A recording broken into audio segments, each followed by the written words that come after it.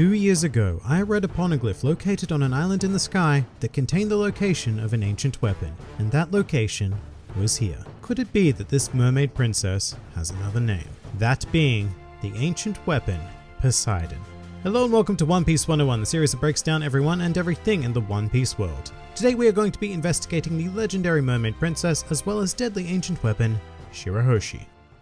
Shirahoshi is an absolutely gigantic smelt-whiting mermaid who is famously described by her father as quote cute but huge. However, in terms of general personality, Shirahoshi would best be described as quite fragile, as well as very easily frightened, and quickly overcome by even the mildest of emotions. And Shirahoshi's most common response to any sort of emotion, whether it be anger, sadness, fear, or even joy, is crying. And this easily stirred personality is very much a result of the way in which Shirahoshi was raised. And I suppose we should first of all note that Shirahoshi is the youngest child of King Neptune and Queen Otohime, thus making her a princess of the Ryukyu Kingdom. Even as a baby, Shirahoshi was cute but huge. In fact, under the estimations of the ever-trustworthy Caribou, Shirahoshi is roughly 8 times the size of your average mermaid, with an official height of almost 12 meters, or just over 38 feet for our Imperial System friends. In any case, all of this is starting to make me feel ever so sorry for Shirahoshi's mother, Otohime. And speaking of, it's very relevant to establish that Otohime was the primary and at times only advocate for fostering relations between fishmen and humans. And from an exceptionally young age, Shirahoshi was a great admirer of her mother's ideals, and went on to serve as one of her biggest supporters in whatever way she could. In terms of her father, King Neptune, he thinks the world of Shirahoshi and has even referred to her as his treasure, which is a bit awkward considering he has 3 other children, all of whom must be quite painfully aware of the fact that they are most certainly not the favorite siblings, especially Manboshi. But back to Otohime for a second, because her actions will go on to shape Shirahoshi's entire existence. So Otohime's desire to see humanity and fishmanity brought together was so strong that even when a world noble, also known as the most despicable beings on the planet, very well known for using fishmen as slaves by the way, became stranded on Fishman Island, and Otohime was willing to put her life on the line to protect him, which resulted in her being taken hostage by the world noble named Saint Muscard by the way, as well as the revelation of Shirahoshi's truly terrifying power. This is because Shirahoshi is far more than a simple mermaidian princess, and she is in fact one of the 3 legendary ancient weapons, specifically Poseidon. Now, the earliest known information we have about Poseidon comes from the Void Century, as the mysterious figure Joy Boy made a pact with the then holder of the Poseidon power. However, due to unknown reasons, he was unable to follow through with his promises. And following the Void Century, Poseidon disappeared from all official records, even becoming a legend amongst fishmen. However, the ability was passed through the generations of Ryukyu royalty until 800 to 900 years later, when it would be awoken by Shirahoshi at this very moment. Seeing her mother in danger, Shirahoshi cried out and unknowingly summoned a group of Sea Kings, the power of which could have threatened the entire island. However, upon seeing the Muscard fell unconscious and seeing the danger alleviated, the Sea Kings went about their business. With everything safe for now, Otohime then decided to accompany Muscard to the surface and returned with a piece of paper from the world nobles said to be the hope of Fishman Island. And while this endeavor would gain the support of the majority of the citizens of Fishman Island, Otohime would come to be assassinated as a result by Fishman purist Hody Jones. As her mother was dying in front of her eyes, Shirahoshi began to cry, but not wanting to activate the powers of Poseidon, her brothers managed to calm her down by swallowing their grief and singing and dancing for Shirahoshi, thus quelling the threat of Poseidon as Otohime passed on.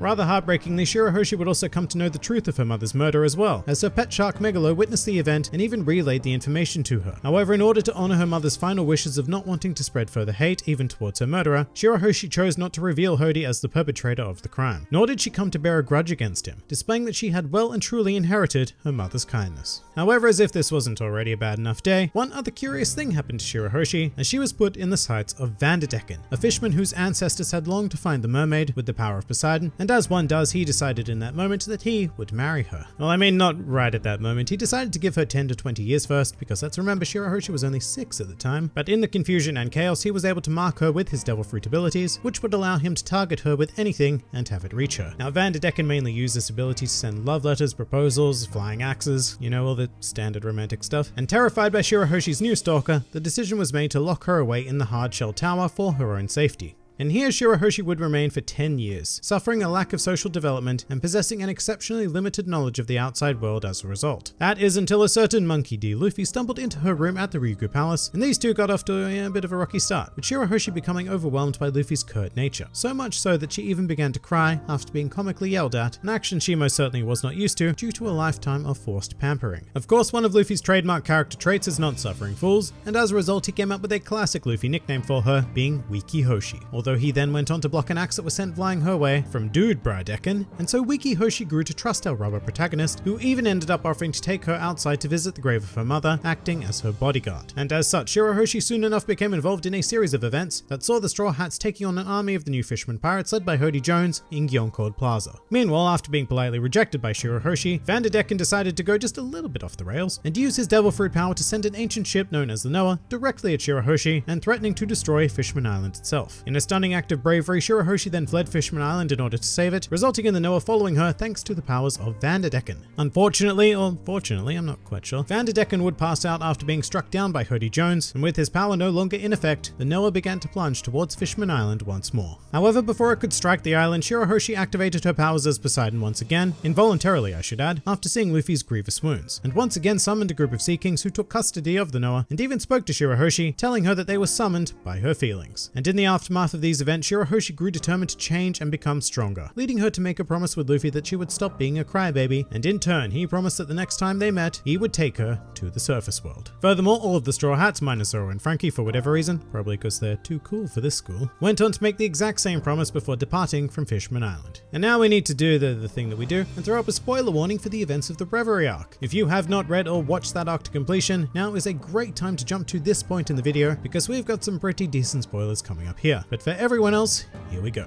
After the departure of the Straw Hats, the Ryugu royalty made their way to the surface world in order to attend the Reverie, hosted at the Holy Land of Marijois. Shirahoshi and her family were partially escorted there by Luffy's grandfather Monkey D. Garp, and almost immediately upon arrival, Shirahoshi would go on to befriend two other princesses whom Luffy had saved, being Vivi from the nation of Alabasta, as well as Rebecca from the Dressrosa Kingdom. Sadly, this wasn't an entirely joyous occasion, as the ever-infamous Saint Charlos, who you may remember as the fool who got his butt face whooped by Luffy at the human auction house pre-timeskip. In any case, his mermaid collecting days were certainly not over, and as soon as Charlos caught sight of Shirahoshi, he decided to more or less legally kidnap her. With everyone else, even royalty, powerless to stop the desires of a world noble, there was very little else to do except watch on as Shirahoshi was taken. Well, that is until Charlos was smacked in the face by another world noble, Saint Don Quixote Moscard, the very man that Shirahoshi's mother Otohime had saved on Fishman Island. Moscard then went on to apologize for the actions of Charlos, as well as declare that he would do whatever was in his power to assist the citizens of Fishman Island. Some more fun facts about Shirahoshi. Upon making her presence known on the surface of the Blue Sea, Shirahoshi immediately caught the attention of the world due to her notable beauty, and probably other assets as well, which was said to rival even that of the pirate empress, Boa Hancock. While he was mentioned briefly before, it should be noted that Shirahoshi's pet shark Megalo is one of the closest beings to her in this world. Shirahoshi absolutely adores Megalo, who is an ex-military shark and now spends his retirement keeping her company. In fact, for the 10 years in which Shirahoshi was locked up, Megalo was one of the only beings she could really talk to, and Megalo grew very protective of her as well, as shown when he was really mad at Luffy for making Shirahoshi cry, not that that's a difficult thing to achieve though. And just on that, Shirahoshi's arguably most identifiable character trait is crying. So much so that it's very interesting to note that her superpower as Poseidon is quite literally crying. Crying to the point where Sea Kings hear her feelings and intervene, that is. Thus making her tears by far the most powerful tears in the world. Yes, even more powerful than whale tears. Another interesting connection that Shirahoshi shares is with a very familiar whale shark by the name of Jinbei. The two of them have known each other ever since Shirahoshi was little in terms of age rather than size of course, because I'm not convinced that Shirahoshi was ever truly little, but in Jinbei, Shirahoshi has a loyal supporter, as he greatly admires her devotion towards Otohime's ideals. And adding to the relationship, Shirahoshi also formed a near instantaneous bond with the Straw Hat navigator Nami, as they have had surprisingly similar childhoods, being trapped in situations completely out of their control. Due to Shirahoshi's extreme sense of politeness, she addresses everyone she meets with the honorific Sama. And finally, a truly useless fact. When Shirahoshi was first mentioned to be quite big by her father, Brooke immediately thought of a mermaid just as wide as she was tall. But that pretty much does it for Shirahoshi. If you enjoyed this video and the content this channel produces in general, then please do consider donating to the Grand Line Review Patreon, because the support of all of you amazing people is what continues to make this channel possible. And if Patreon isn't quite your style, then please do leave this video a like, share, or subscribe, because it also helps support this channel an incredible amount. And if you'd like to join the fun at any time, then please do head over to my Discord server, where a wide array of shenaniganry takes place on a daily basis. And finally, please do comment with who, what, or where you'd like to see featured in the next One Piece 101.